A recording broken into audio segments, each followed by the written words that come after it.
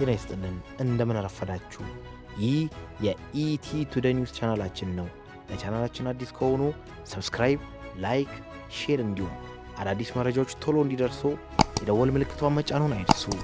ኢቲ ቱዴይ ኒውስ እንደ ወትሮ ሁሉ ትኩስ መረጃዎችን ይዘንላችሁ ቀርበናል። አብራችሁን ቆዩ።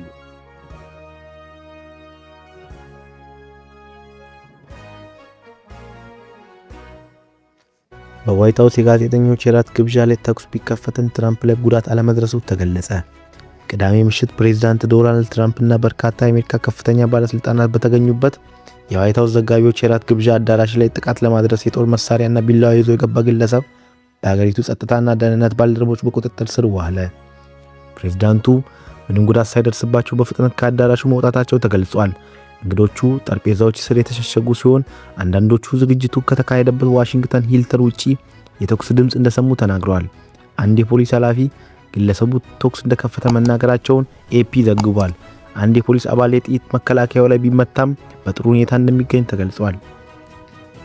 ትራምፕ የታመመ ሰው ሲሉ የገለጹት ተጠርጣሪ የ31 ዓመቱ ኮል ቶማስ በካሊፎርኒያ እንደሆነ ሁለት የሕግ አስከባሪ አካላት ለኤፒ ተናግሯል። ተጽዕኖ ሳታሳድር ይከተሉሃል፣ ተጽዕኖ በማትፈጥርበት ጊዜ ደግሞ ይረሳዋል ሲል ትራምፕ ከጥቃቱ ከ2 ሰዓት በኋላ ለዋይት ሃውስ ተናግሯል። ግለሰቡ ጥቃቱን ለብቻውን ለመፈጸምና ሌላ ሰው አብሮት አለ ብሎ ለማመን ምንም ምክንያት የለም ሲሉ የዋሽንግተን ካንቲባ ሞንሪያል ቦውሰር ገልጿል። ትራምፕ በማህበራዊ ሚዲያ ገጻቸው ላይ በለጠፉት ቪዲዮ ተጠርጣሪው የደህንነት መከላከያዎችን አልፎ ሲሮጥ የደህንነት አባላት ሲከተሉት ያሳያል።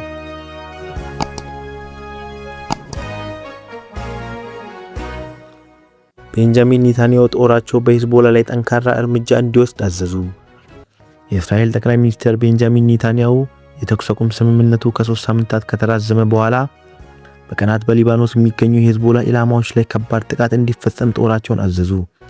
አዲሱ የእስራኤል ጥቃቶች የተፈጸሙት መመሪያን ተከትሎ ሲሆን ቅዳሜ ዕለት በደቡባዊ ሊባኖስ በተፈጸመው ድብደባዎች ቢያንስ 6 ሰዎች ከተገደሉ በኋላ ነው። በሁለቱ ወገኖች መካከል በተደረጉ ተጨማሪ የድንበር ተሻጋሪ የተኩስ ልውውጦች ስምምነቱ ደካማና በቀላሉ ሊፈርስ የሚችል መሆኑን አሳይተዋል።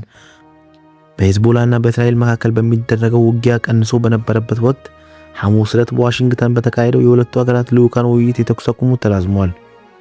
ቅዳሜ ዕለትም እስራኤል በናቲቪያ በምትገኘው የሆር አሻኪቭ ከተማ በግጭት መኪናና ሞተር ሳይክል ላይ በፈጸመችው ጥቃት ኢራን 4 ሰዎች መገደሏን የጤና ሚኒስቴር አሳውቋል። ቤንት ጄል በምትገኘው ሳፋድ ባቲጅ ከተማ በተፈጸመ ሌላ ጥቃት 2 ሰዎች መሞታቸውንና 17 ሰዎች መቁሰላቸውን ሚኒስትሩ አሳውቋል። የእስራኤል መከላከያ ሰራዊት በቅዳሜ ዕለት በጦር መሳሪያ የጫነ ተሽከርካሪ የሚያሽከረክሩ 3 የሂዝቦላ አባላት እንዲሁም ሌላ ሞተር ሳይክል የሚነዱ ግለሰቦች መገደሉን አሳውቋል። እስራኤል በደቡባዊ ሊባኖስ በምታካሄደው ወታደራዊ ዘመቻ በሰራዊቱ ላይ ስጋት ይደቅናሉ የሚል የደህንነት ቀጠና በመሰረተችበት በናቴሊክ አካባቢ 2 ተጨማሪ ታጣቂ ቡድኖች መገደላቸው ተገልጿል።